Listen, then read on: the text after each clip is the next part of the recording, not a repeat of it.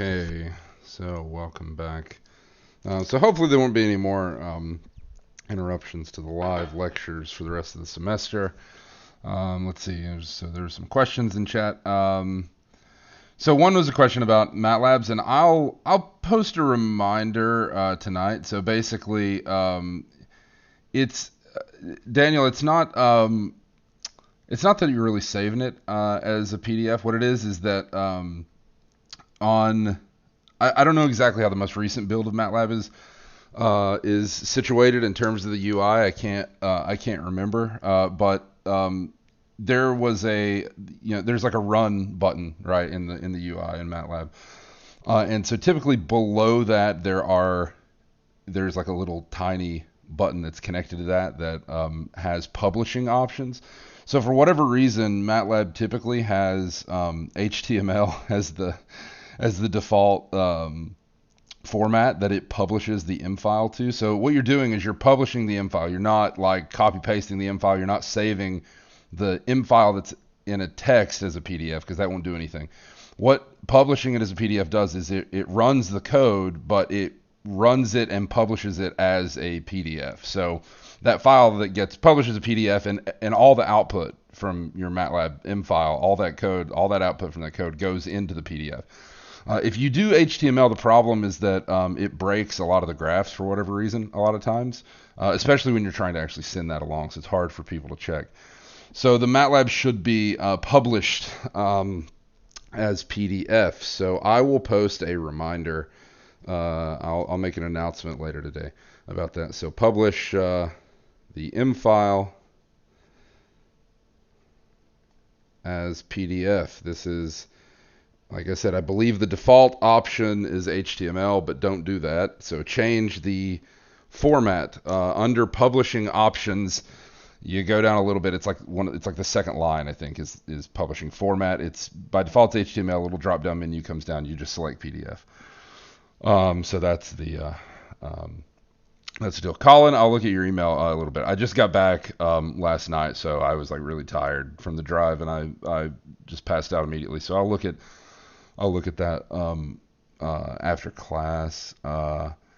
Joseph has a question about cylindrical coordinates. Let's see. If the top of the graph is cut off, does that affect the bounds for R, or is that just determined in the xy plane? What do you mean the top of the?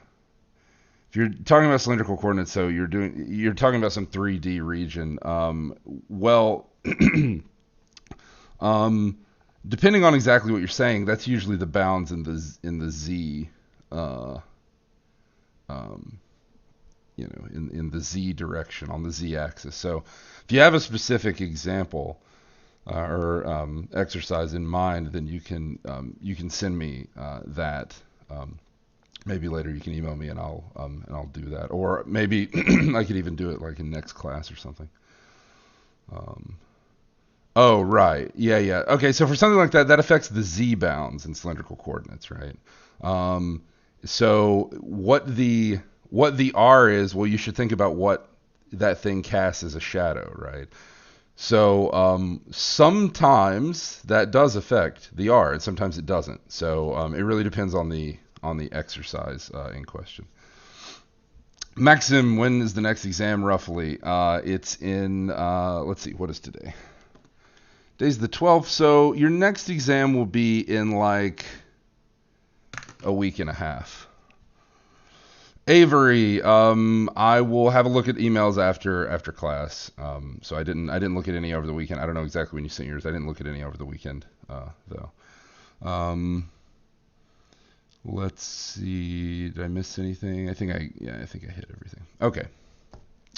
So like I said, if you have other questions, just email me and I will have a look at I will try to round up all my emails after class this afternoon. Okay. So the next thing, it's kind of it's not entirely true that this is the last thing that we're going to talk about in chapter 14, because as I mentioned previously, there's this last section of chapter 14 that I typically cover when I do chapter 15 stuff, but this time around I might just go ahead and do it now. I actually haven't decided, so I'll decide that by Wednesday, whether I'm going to finish the last section of chapter 14 now or wait. and do it with the chapter 15 material, which is what I normally do. So 14.7 is moments and centers of gravity. We're going to skip this. It is literally like 2 pages long anyway. So if you're interested in it, you can have a look at that section. So we are going to skip this. The quickest way to explain this works almost exactly like it worked in Calc 2, but you're replacing the integrals that you did to compute the moments and the... So once you compute the moments, finding the center of gravity is easy, but you're using double and triple integrals here to compute these moments rather than previously in Calc 2, you were just using obviously single integrals to do that. So these quantities work out in a very, very similar way. But if you're interested in that, you can have a look at it, but it's not typically covered in 241 at UMD. Okay, and so 14.8 is change of variables. And as I've been hinting, basically, ever since 14.2, ever since we did polar coordinates, I was hinting that this is the thing you're actually doing. We just didn't call it change of variables back then. We referred to the specific variables we were changing into. So what is the idea? The idea is to change variables. What does that mean? So we'll see what that means. So change variables to make my region I'm integrating over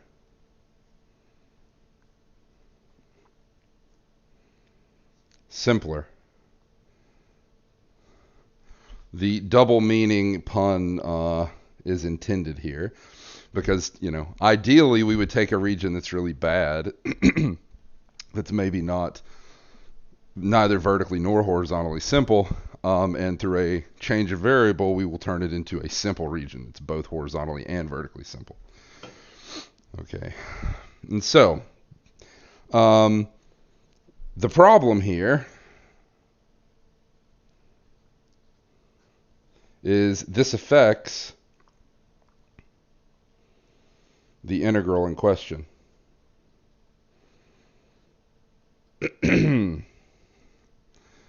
Okay. Well, what do I mean by that? It means that I can't just take my region and change it however I want to and end up, and integrate over that new region and everything works out all right. There has to be some correcting factor. Okay, so there's got to be some corrective factor here. So we have to figure out how to take that into account. So the solution to this problem is that we just need to figure out exactly what it is that goes on. So what's the picture look like? This is important because it makes these, if you basically approach every single one of these problems that we're going to do like this, it will make your life a lot easier. So typically, what is it that happens? Okay, so the idea is you have some region R. So let's say we have a region R in the XY plane. Okay. So what does this region look like? Let's say,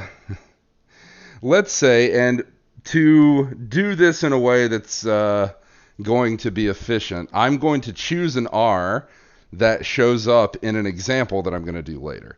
So I'm going to pick the region R, and this region R is bounded between the graphs of 2 hyperbolas and 2 lines.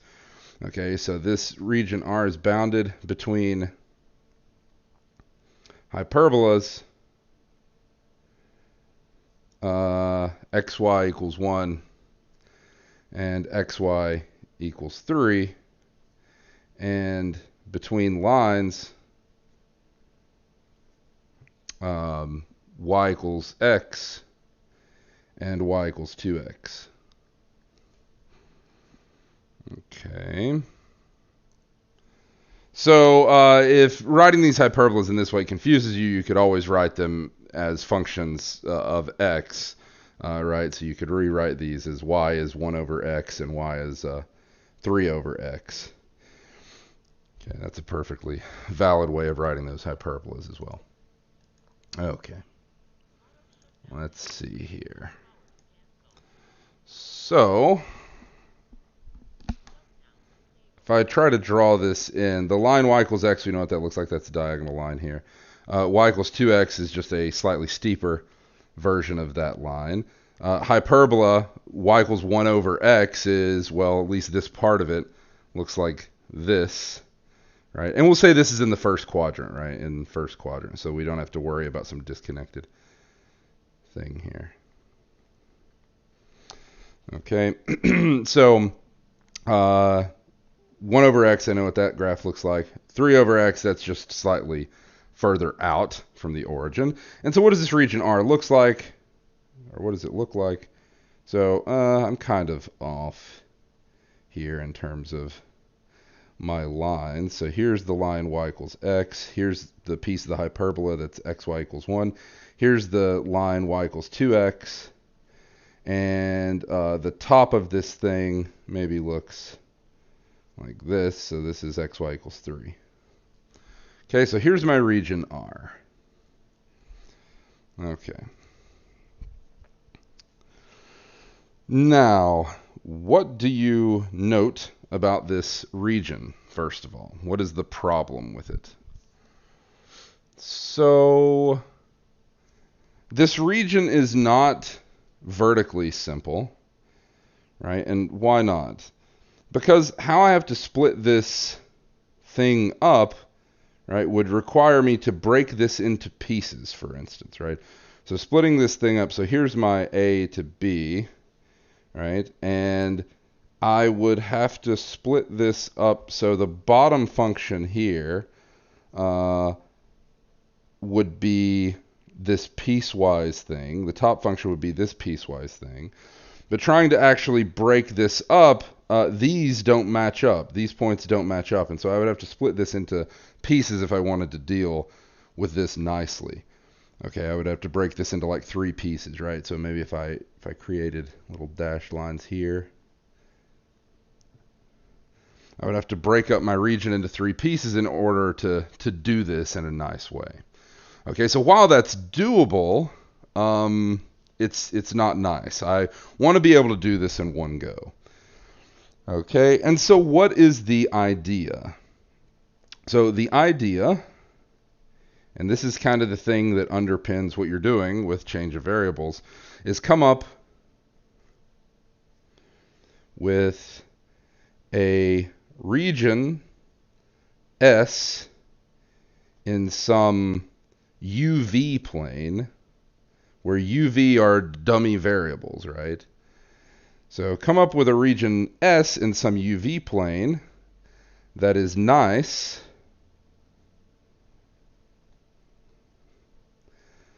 and a transformation T that maps is just a way of me saying that this function T transforms or takes S to R, right? Mapping or sending, it's the same thing, but I'm usually going to use the word maps. In fact, in higher math classes, map is a synonym with function. So if you say let F be a map, it means it's a function. Okay, so let T be a transformation that maps S to R.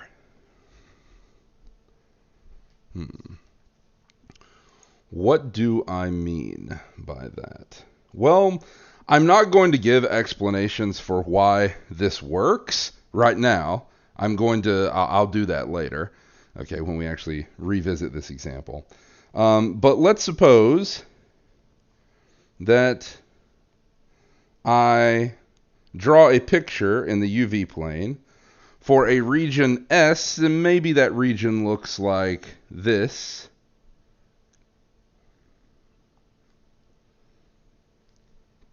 So here's my region S in the UV plane. Okay, and this transformation T maps S to R. Okay.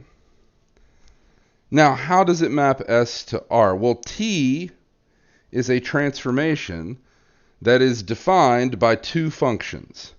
Okay, so T is a transformation that is defined as a function X that is actually some function of U and V, and Y is some other function of U and V. Okay. So what am I saying here? So then when I plug in all of the U's and V's ordered pairs that belong to S, I get exactly all of the ordered pairs belonging to R up here, right? So it's taking in U's and V's and spitting out X and Y. That's what this transformation is doing. And so it takes this region S to this region R. Now, why do I want to do this? Well, what do you notice about S that's not true about R? Well, S is simple, right, in the UV plane.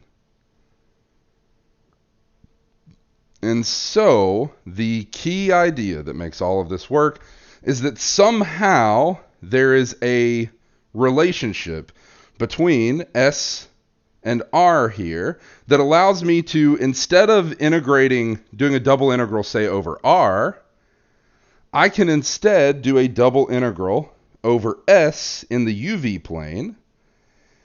I just need to adjust my integral in some way so that these actually match up. So the thing I want to compute is a double integral over R, right?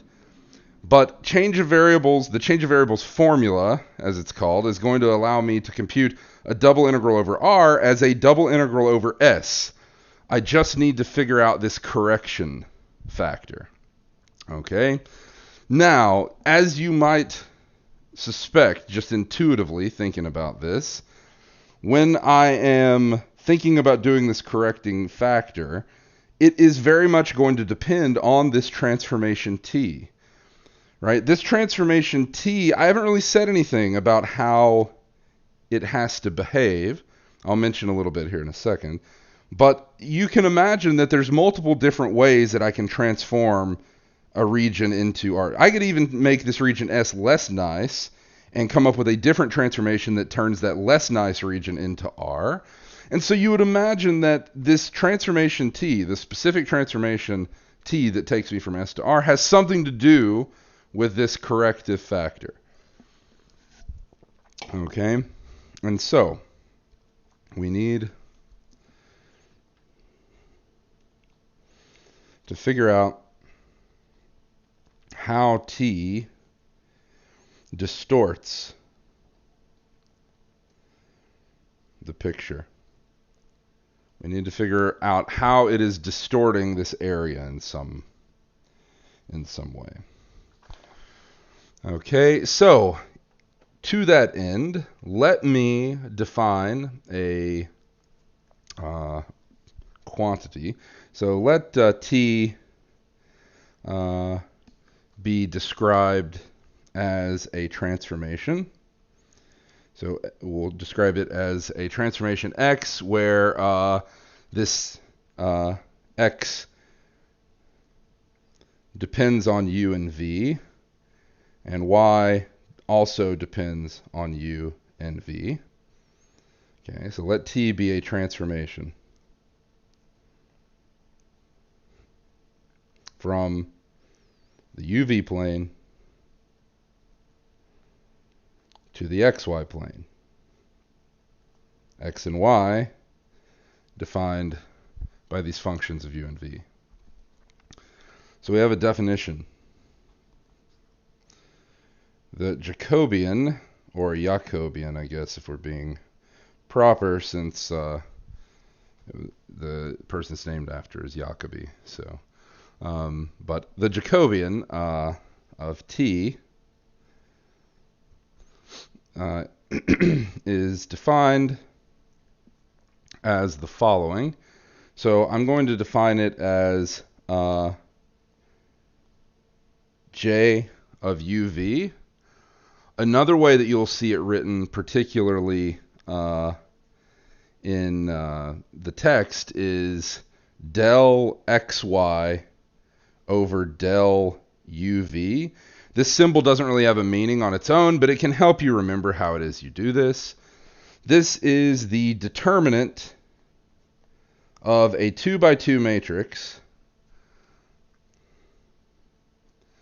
which is the u partial of x in the upper left slot, the v partial of x in the upper right slot, the u partial of y in the lower left slot, and the v partial of y in the lower right spot. Now, determinant of a 2 by 2 is easy to compute. It's just x sub u times y sub v minus x sub v times y sub u. Right? So, alternatively, you could just ignore all of this and remember that the Jacobian of a transformation t defined in this way is the u partial of the function defining x times the v partial of the function defining y minus the v partial of the function defining x times the u partial of the function defining y. Okay. Now, you could say, what is this? What does this thing do?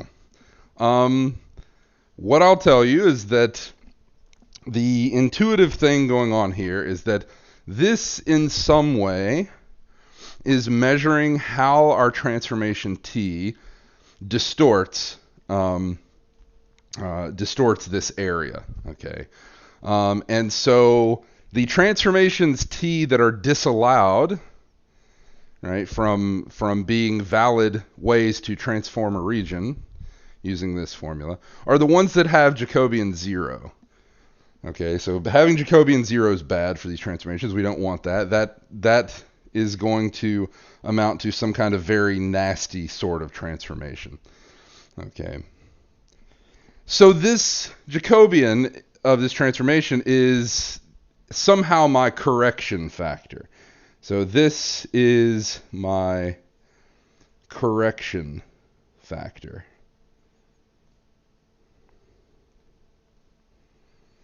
Okay, for the transformation t.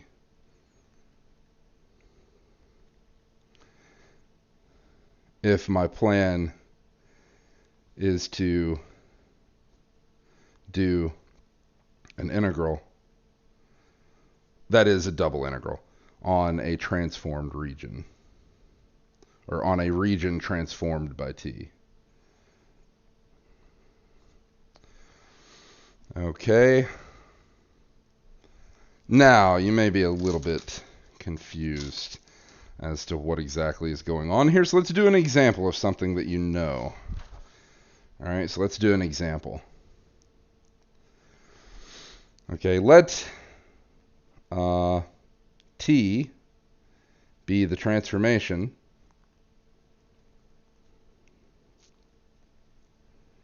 x is equal to, so I need x as a function of u and v. So why don't we say that x is u cosine v and y is u sine v?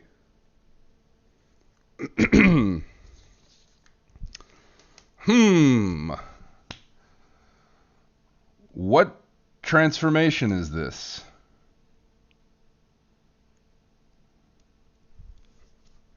What does this transformation do?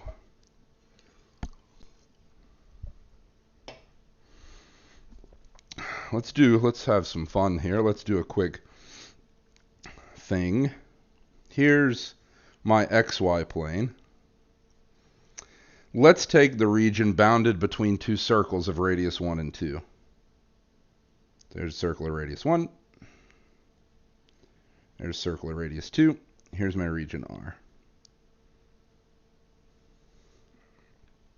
So here's R. What is the region S in the UV plane that maps to r under this transformation t. Right, so Jacob said in chat that this is polar coordinates. You're right, exactly. So this is going, well, it's going from polar to rectangular. It's going the other way. So as Nikia pointed out, this is kind of the biggest thing to wrap your mind around here, that it seems like we're doing these questions backwards because we are trying to come up with the region that gets mapped to R. So in a sense, this is our end region, and we are trying to come up with the mystery region that T maps to R. So it's almost like we're going backwards. And that is going to be really relevant later when we do some specific examples where you're kind of sort of required to go backwards. Or at least I should say that going backwards is an option for some of these. So what is the region? Well, again, in UV coordinates here, I can describe this region as the region where, U is between 1 and 2, and V is between 0 and 2 pi. And so the region in question is, of course, in the UV plane, is a rectangle. So it's bounded between the vertical lines U equals 1 and U equals 2, and the horizontal lines 0 and 2 pi. So here is S.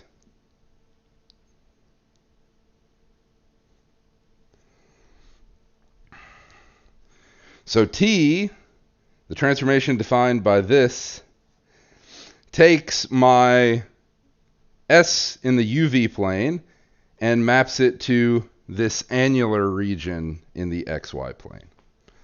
Okay. Now that you've seen how this works and how I'm using U and V here, right? I'll swap back to using the normal R and theta. So let's rewrite this as X is R cosine theta and Y is R sine theta, so that this plane, it's not the UV plane, it's the R theta plane, right? So writing it like this, let's compute the Jacobian. So what is the Jacobian of this T?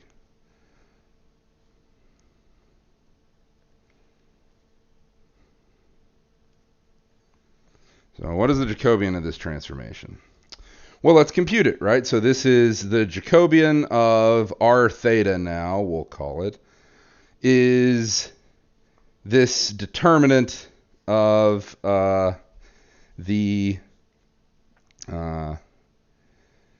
so it's X sub R, right here, X sub theta, and then Y sub R, Y sub theta. Again, you don't have to remember it this way. This can just help you remember what order this goes in. And so this is X sub R times Y sub theta minus X sub theta Y sub R. Okay, well, let's see what this is. What is X sub R? That is the partial derivative of X with respect to R. So we treat R as the variable we're differentiating with. Theta gets treated as a constant.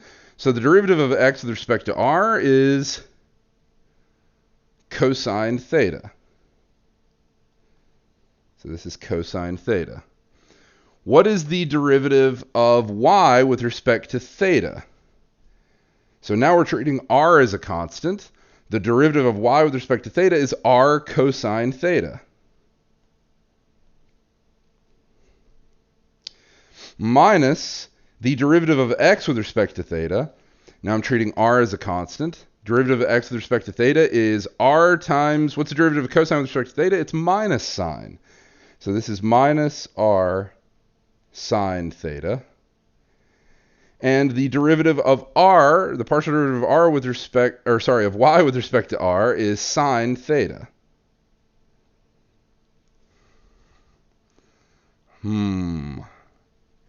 So this is R cosine squared theta minus minus, so that's plus R sine squared theta.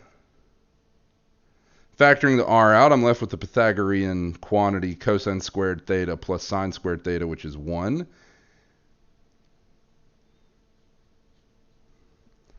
Hmm. So, let me go back to the previous slide.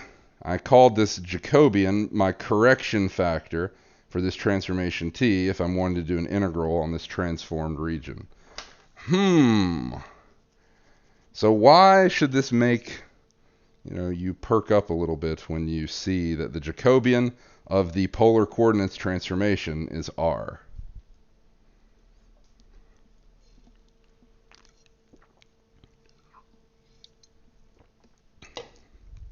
Where have you seen r as a corrective factor before?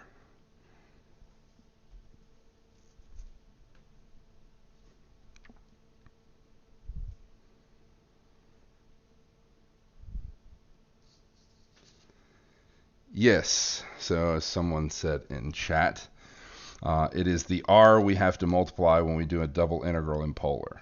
So that's exactly right. So when you're doing polar coordinates, now you also do this in cylindrical, and I'll talk a little bit later about cylindrical and spherical because those are transformations for a region that is 3D, right? So we're not going to specifically cover those because those change of variables are a little bit too tedious to get into. We're actually just going to focus on the double integral case. But exactly what you think is true for those that's exactly how it goes there as well. But here, this is what explains the factor r that shows up underneath the integral when you're doing the polar coordinates integral formula for double integrals. Okay, so this is the thing. Now you might think that in general the corrective factor of the Jacobian is what shows up underneath the integral sign. That's almost true. What it is the absolute value of the Jacobian that shows up instead. So sometimes when you compute this Jacobian, you get a sign difference here, and that would affect the integral. So you actually need the absolute value of this instead. But yes, this is the reason why you multiply by that r when you're doing the polar integrals. Okay, so moving on then. What is the change of variables formula? Okay, so let's do change of variables formula. This is probably going to take up the entire slide. So how do you do this?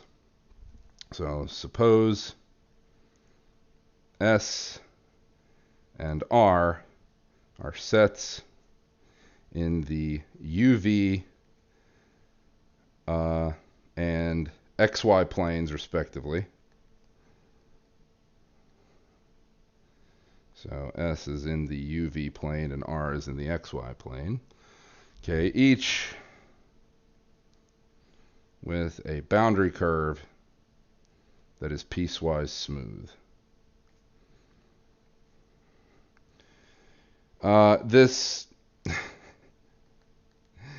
lets us, not have to worry about like some stupid thing with like a fractal boundary or something terrible that you could dream up. Let T be a transformation from S to R. I'm going to write that like this. Okay, so it's a transformation from S to R. I'm going to write that like this, although this isn't exactly for the rest of, high-level math that you're going to do. This will mean something slightly different. What I mean here is T is a map from S to R, but also the image of S under T is equal to R. Okay, so this is a even nicer map onto R. So this maps S directly to R. Defined by so T is given to us as x is equal to some function g sub 1 of u and v, and y is equal to some other function g sub 2 of u v for uv in S, where these are nice enough. They need to have continuous partial derivatives on S.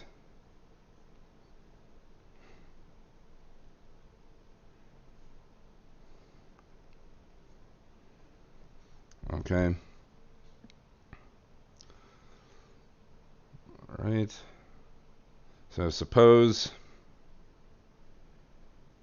that each this I would like to be able to get around saying this by just saying that this is like 1-to-1 and onto. Even that makes it even simpler, but I'm going to list out all the assumptions that they do in the textbook. So suppose that also each xy in R is the image of a unique point UV in S. This gets you around problems of like double counting, where you take the region and you like double it over on itself. That would be bad. That wouldn't be a good thing that you'd want to happen. And that the Jacobian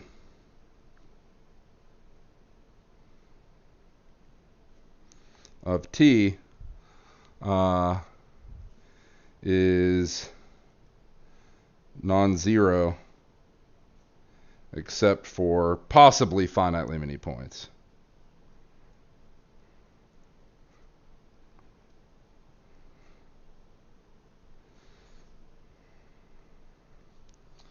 Ideally, you want it to be entirely non-zero, but anyway, so finally, so assume F is continuous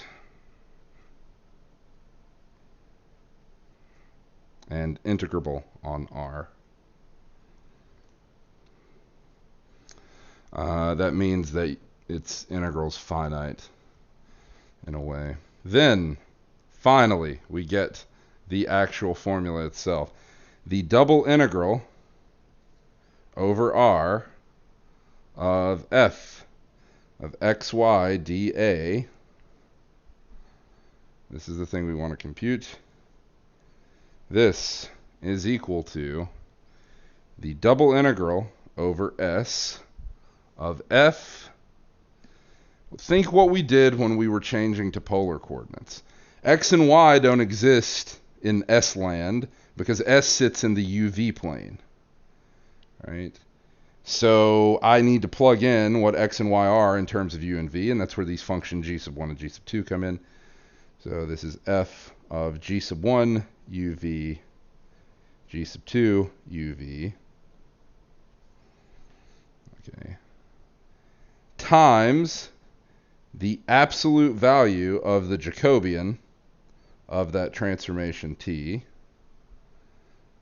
dA. Okay.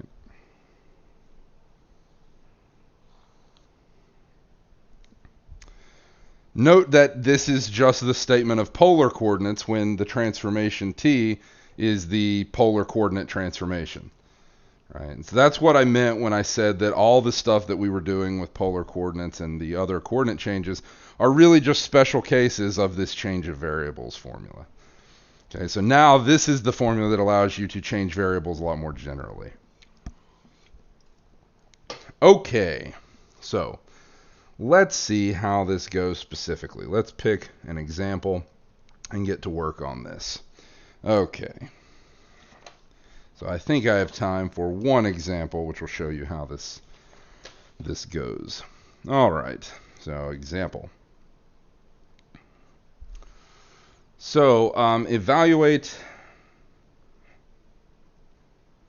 the double integral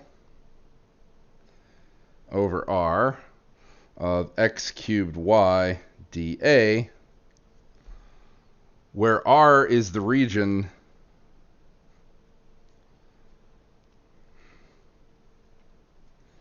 so R is the region from the beginning of lecture. So it's bounded between two lines and two pieces of hyperbolas in the first quadrant. So let's dig out what this R is. So there it is. Here's my region R. So it's bounded between two hyperbolas and two lines. So maybe I'll rewrite that at least, but I'm not going to say that it's bounded by. So it's bounded by hyperbolas xy equals 1, xy equals 3, and lines y equals x and y equals 2x. Okay, so that's how R is defined. I'll put it back on screen there. Looks like this. So I want to evaluate this, and I want to do it without doing anything stupid like having to break it up into a bunch of parts or anything like that. Okay, so that's my main point here. Okay, now let's say that for whatever reason I am divinely inspired, right? In this case, I'm divinely inspired, and someone tells me, "Hey, listen to your instinct." Okay, and your instinct is telling you that a transformation that would map a nice region to this R is given by the following. So let T be defined by the transformation X is U over V, and Y is V. Okay, so you were divinely inspired, and you came up with this transformation T. Okay. Now, I know your first question is going to be, what happens if I'm not divinely inspired, right? And I don't know a nice transformation that would take me from some nice region to my slightly less nice region. So there's two things. One, you will either be given the transformation when the transformation itself is not that easy to see how to do this. So you could be just given the transformation, in which case it's all right. You don't need to be divinely inspired. You're given the thing, right? Like in this case, I gave you this transformation T. There will be examples, however, of where you have to come up with the transformation T yourself. Okay, and so in the event that you have to do that, I'll show you one possible way you can do that in certain instances. And I'll also show you an intuitive way of thinking about how you might do this. So sometimes you will have to come up with the transformation on your own, but there will be a trick or some hint to show you how to do that. Okay, but let's say we have the transformation here. So first thing is we know, so this T maps from S to R. So I want to find what this thing is. So find S. How do I do that? I know the transformation. How do I find S? My idea, bringing back this R, my idea is to basically check what each boundary piece maps to, or rather comes from, right? So I have these boundary pieces to determine. Okay, let's start with this bottom hyperbola. Okay, so I want to start there. And I want to see, where does this thing come from with, via this transformation? So consider the piece xy equals 1. That's this bottom piece of R, of the boundary of R, rather. Okay, well, in the coordinates, in UV coordinates, what would this be? I can just plug in these relations here, right? And so this means that x is U over V, and y is V, and that is equal to 1. So V times U over V, I'm left with just U. And so the hyperbola xy equals 1, or y is equal to 1 over x, maps to the vertical line in the UV plane. U equals 1.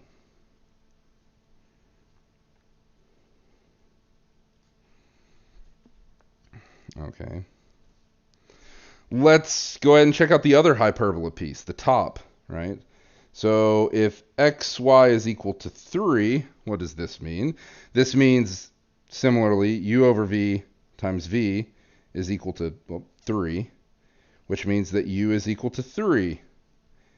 This is also a vertical line in the UV plane. So these are vertical lines in the UV plane. Okay, so the hyperbola pieces of the boundary of R come from vertical lines in the UV plane. What about these other lines here? So y equals x, where does that come from? So if y is equal to x. What does that mean? Again, using our transformation t, this means that v is equal to u over v, which means that v squared is equal to u, which means that v is equal to square root of u. And before you fuss at me for not considering the minus square root of u, all right, why am I picking a particular branch here? Well, I know I need only one here. All right, I only need this positive root thing. Okay, lastly, if y is equal to 2x, right, this implies that v is equal to 2 times u over v, which means that v is equal to square root of 2u. And so the other side pieces of the boundary of R map to these curves in the UV plane. What does that picture look like? Ah, I was prophetic, you see. So here, this is the vertical line in the UV plane, u is equal to 1. Here's the vertical line, or piece of the vertical line, u is equal to 3. Here is the piece of the curve, v is equal to root u. And here is the piece of the curve, v is equal to root 2u. So this is, in fact, the S in question. All right. And so this transformation t that we defined here, right? This transformation t takes this region S that is nice and vertically simple and transforms it into this region R that is not. Okay. Okay. So let me know if you have questions about that. So now that we have found this S, that's our first step. What is the next step? So now I'm going to put my change of variables formula back on the screen. In order to compute this integral, I need to know what S is so that I can integrate over it. I need to compute the Jacobian. Right? So I need to compute the Jacobian. So what is the Jacobian? Let's do that next. So this is my first step. We'll call this step 1. Right?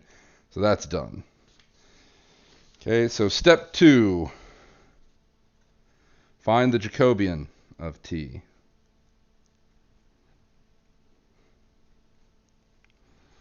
Well, that's not too bad here, right? So just to remind you, x is u over v, y is equal to v. That's how t is defined here.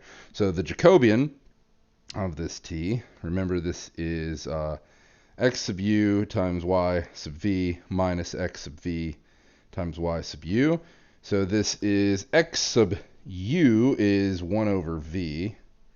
All right, so that's the u partial of x with respect to u. So that's 1 over v times the v partial of y, which is just 1. Okay, minus the v partial of x. So that is, I'm treating u as a constant here. So this is v to the minus 1. So this is like minus u over v squared, right, times the u partial of y, which is 0. And so the Jacobian is 1 over v. So that's simple enough. Okay. And so now it becomes time to actually compute this integral that I wanted to compute. So what was the integral I wanted to compute? Let's remind myself here. Double integral over r of x cubed y dA. Okay, so I have double integral over r of x cubed y dA. Now the idea is that I want to compute this using the change of variables formula. There's the change of variables formula, right? So I know what S is. I found that previously. I computed the Jacobian, so now all I have to do is plug the transformation into F and do my double integral over S and multiply that integrand by the absolute value of the Jacobian. So this is the double integral over S of this thing with my transformation plugged in. So this is u over v cubed times v times the Jacobian, which is absolute value, or sorry, the absolute value of the Jacobian, which is absolute value of 1 over v, right, dA. So this is what I have to compute just by change of variables. Okay, so this is just 1 over v. This cancels with v here, so I get u cubed over v cubed. And I have to integrate this over s. But remember, S is the vertically simple region, where u is between 1 and 3, and v is between root u and root 2u. And the quantity in question is u cubed over v cubed dv du. Right?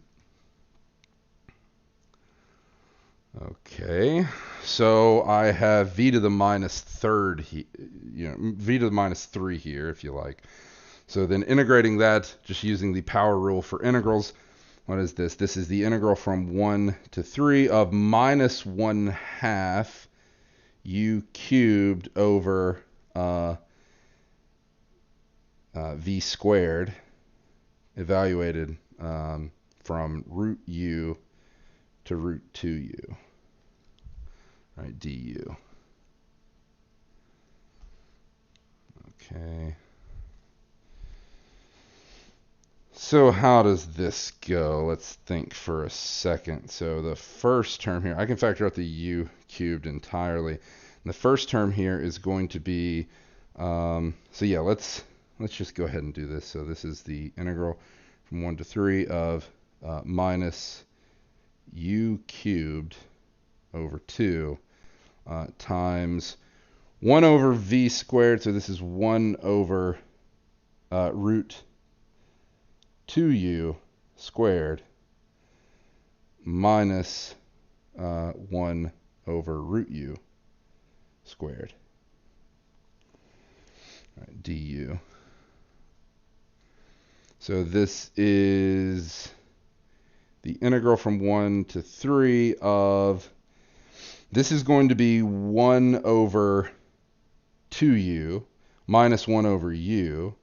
So that's minus 1/2 over u. So this would be plus 1/4 u cubed over u, right, du. So then I get 1/4 times the integral from 1 to 3 of u squared du, which is going to be 1/4 times 1/3, so 1/12 u cubed evaluated from 1 to 3. So let's see, this is 27 minus 1, so 26 twelfths, or 13/6.